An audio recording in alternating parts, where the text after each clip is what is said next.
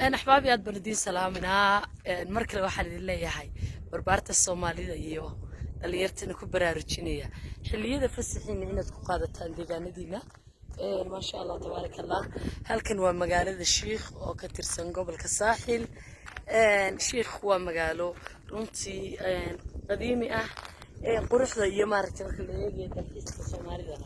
هاي كم تهي ميلها دي حصن سدا محلي هذا قبوين وكله مارت بورت دالو كله لا شيخ ما شاء الله تبارك الله ومقالو ديميد ومقالو علميد ما شاء الله تبارك الله وحنا له دمال لو دخيسو ونفسح حاجه لو قاطو وهلكن كوناكسن انا بوغي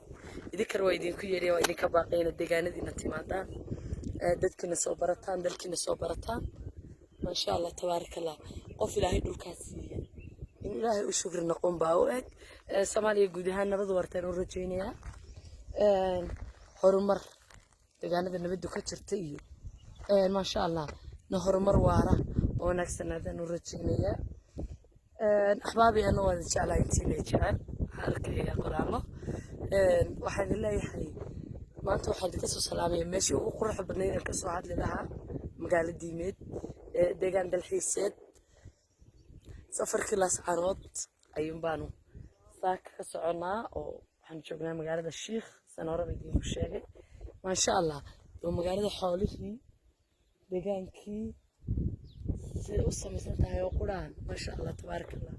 loo dhigaa jirin biqudrat Allah ما شاء الله ما شاء الله ما شاء الله ما شاء الله